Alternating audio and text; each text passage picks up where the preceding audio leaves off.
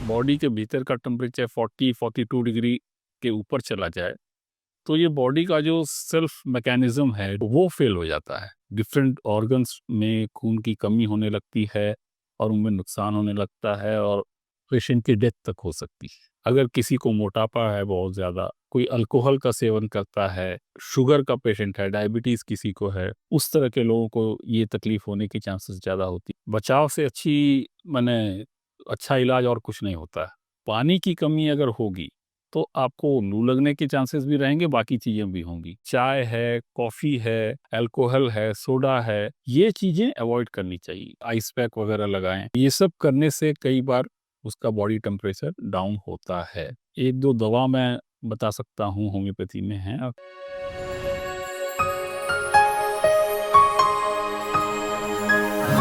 नमस्कार दोस्तों, एक बार फिर आप सभी का स्वागत है हमारे चैनल पर।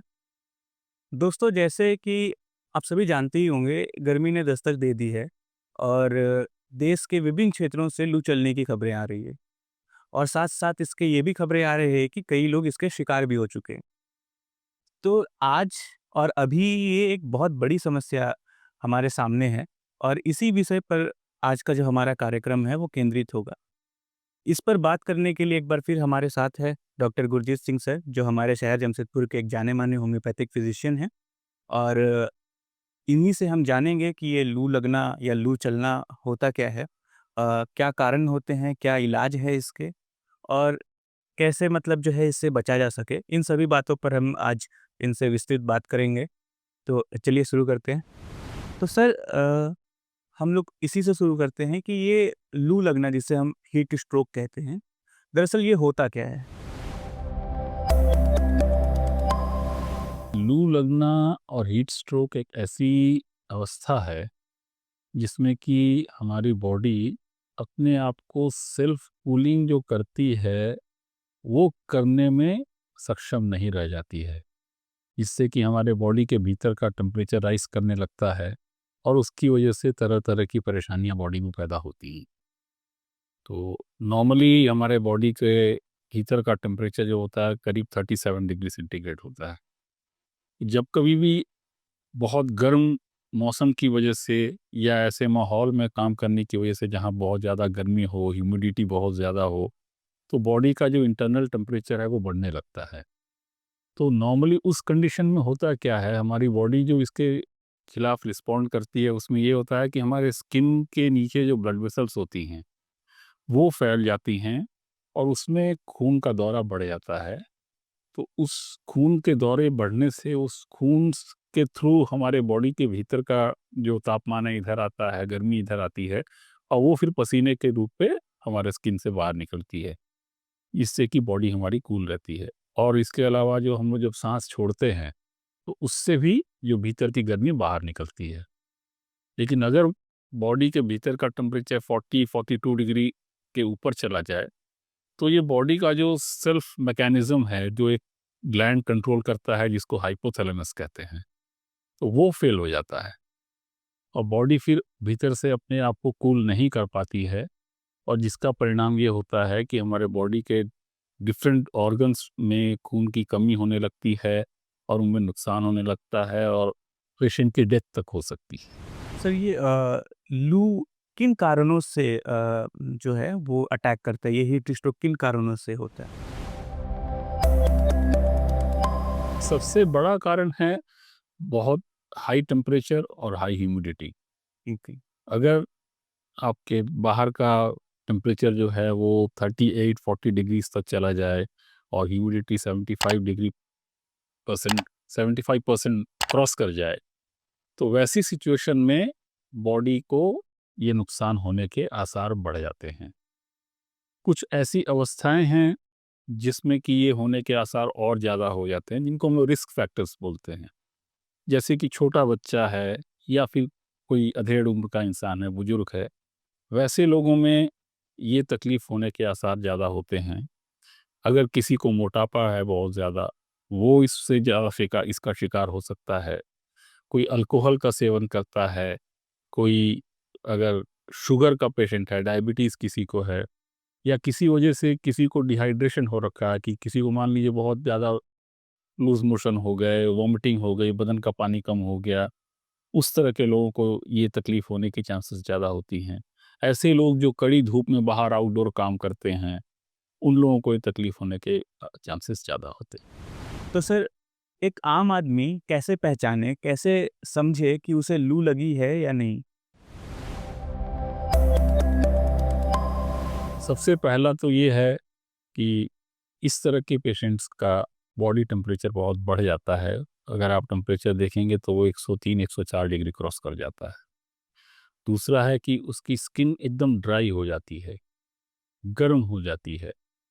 जैसा मैंने कहा कि भई नॉर्मल कंडीशन में यहाँ ब्लड फ्लो बढ़ता है, यहाँ से पसीना निकलता है, बॉडी का इंटरनल हीट बाहर चला जाता है। लेकिन वहाँ वो मैकेनिज़्म फ़ेल हो चुका है, तो वो स्किन उसकी एकदम ड्राई रहेगी, छूने से आपको लगेगा कि काफ़ी गर्म है और हल्की लाल भी वो दिख सकती है।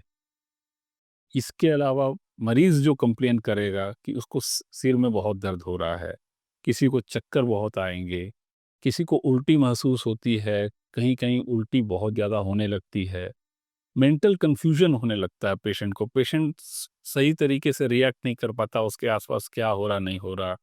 कई बार मानसिक उत्तेजना इतनी हो जाती है कि अनाप-शनाप बकना शुरू कर देता है।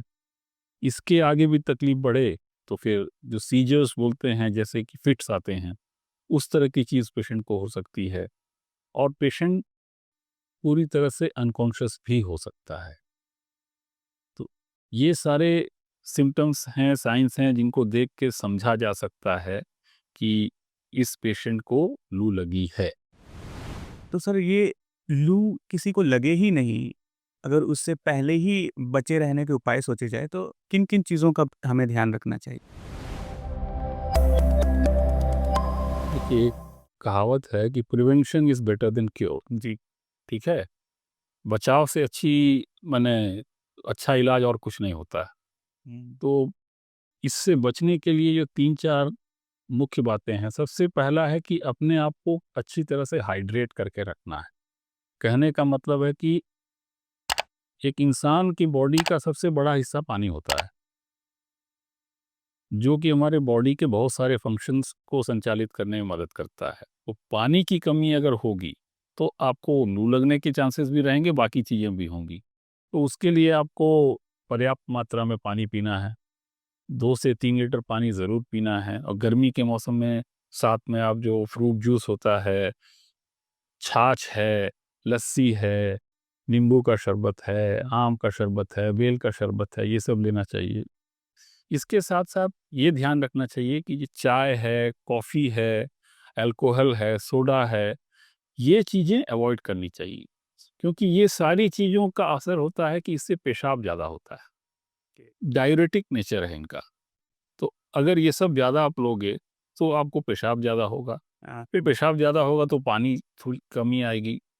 पानी इतना पीना है कि आपके यूरिन का कलर पेल येलो हो, हल्का पीला रहे, वो गाढ़ा पीला ना हो। हल्का पीला है तो आप समझ सकते हैं कि आपकी बॉडी वेल हाइड्रेटेड है। पहली चीज़ ये।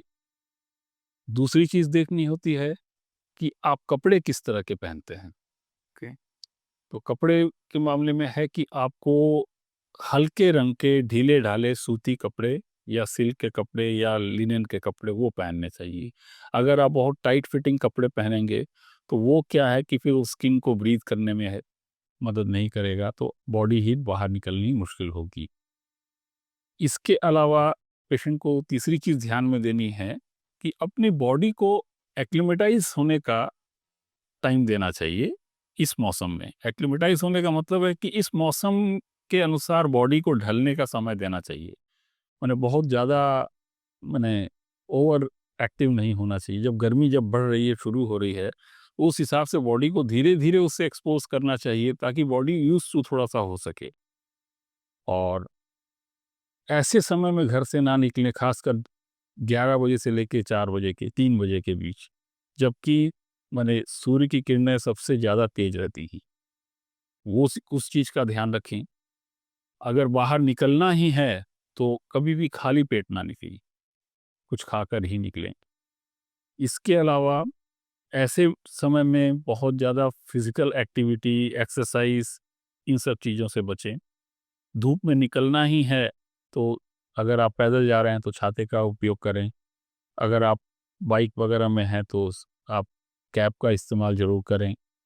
इन सब चीज़ों का ध्यान रखना है। तो सर अगर किसी को लू लग गई है, तो इसके क्या-क्या इलाज है?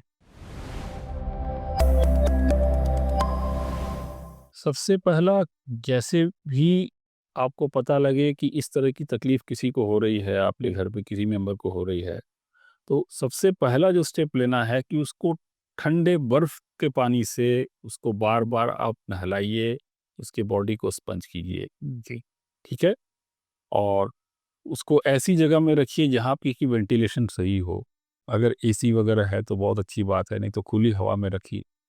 और जो उसके जो आर्मपिट हैं, थाइज़ हैं, माथा है, ये सब जगह पे आइस पैक वगैरह लगाएँ।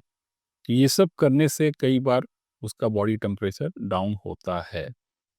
अगर इससे भी बॉडी टेम्परेचर डाउन नहीं होता है, तो कुछ 1-2 दवा मैं बता सकता हूँ, होम्योपैथी में है, कि जिसका उपयोग वो उस समय कर सकते हैं। जैसे एक दवा है जिसका नाम है ग्लोनोइन 6, और एक दवा है इसको जेलसिमियम 30। ये दोनों दवाएँ अगर ऐसे पेशेंट को आप हर 15-15 मिनट के गैप में 2-2 बूँद करके दें, तो बहुत से मरीज़ों में देखा जाता है कि उनको 2 से 3 घंटे में काफ़ी आराम मिलता है। अगर ऐसा करने के बाद भी पेशेंट को आराम ना मिले, ये सारे उपाय आज़माने के बाद भी, तो फिर आखिरी उपाय है कि उस पेशेंट को जल्द से जल्द हॉस्पिटलाइज़ करना चाहिए। क्योंकि अगर ऐसा नहीं करेंगे, तो उसके डिफरेंट इंटरनल ऑर्गन्स जो हैं वो डैमेज हो सकते हैं। जैसे लिवर है, किडनी है, लंग्स है, हार्ट है, ये सारे ऑर्गन्स आपके डैमेज हो सकते हैं।